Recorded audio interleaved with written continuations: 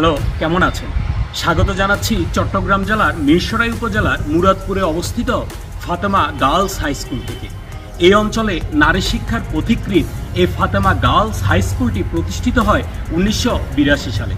প্রতিষ্ঠালগ্ন থেকে অদ্যাবধি এতদ অঞ্চলের নারী জাগরণ, সামাজিক সচেতনতা এবং সামাজিক অগ্রগতিতে এই প্রতিষ্ঠানটি অসামান্য অবদান রাখছে।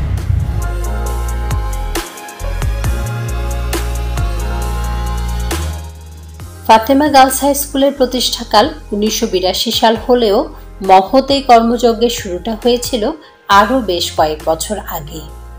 1976 সালে ফাতেমা স্বাস্থ্য কেন্দ্র প্রতিষ্ঠার মাধ্যমে যাত্রা শুরু হয় এই অঙ্গনের। এরপর 1977 সালে ফাতেমা প্রাইমারি স্কুল এবং 1982 সালে প্রতিষ্ঠিত হয় Fatema girls high school.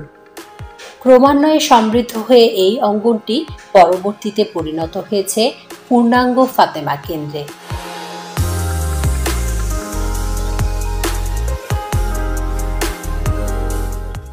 Fatema স্বাস্থ্য কেন্দ্র, ফাতেমা প্রাইমারি স্কুল ও ফাতেমা গার্লস হাই স্কুল প্রতিটি প্রতিষ্ঠানের নামের সাথে জড়িয়ে আছে ফাতেমা বেগম নামক এক মহিয়সী রমণীর নাম। এই মহিয়সী রমণী ফাতেমা বেগমের জন্ম অত্র অঞ্চলের প্রখ্যাত সাত্তার ভূঁইয়া পরিবারে।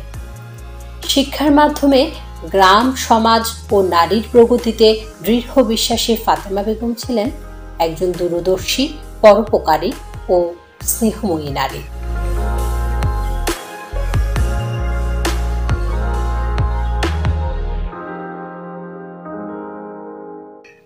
ফাতেমা বেগমের স্বামী নাজির আহমদ ছিলেন এই গ্রামের প্রথম ইংরেজি শিক্ষিত ব্যক্তিত্ব। ফাতেমা বেগমের উৎসাহে এবং তার স্বামী নাজির আহমদ সাহেবের সার্বিক তত্ত্বাবধানে একে একে প্রতিষ্ঠিত হয় স্বাস্থ্য কেন্দ্র, primary school, girls high school ও উন্নয়ন কেন্দ্র।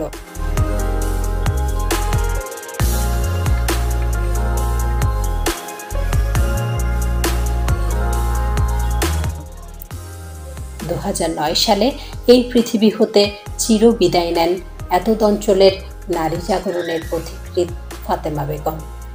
তার দেখানো পথ, তার প্রেরণা চির অম্লান হয়ে যুগে যুগে গ্রামীণ সমাজকে উৎসাহিত করবে, অনুপ্রাণিত করবে। সমৃদ্ধ জাতি বিনির্মাণ এবং সুনাগরিক গঠনে এই ফাতেমা গার্লস হাই স্কুল নামক প্রতিষ্ঠানটি ভবিষ্যতে আরও বেশি অবদান রাখবে বলে আমাদের প্রত্যাশা। ধন্যবাদ, ভালো থাকবেন সবাই, আবার দেখা হবে।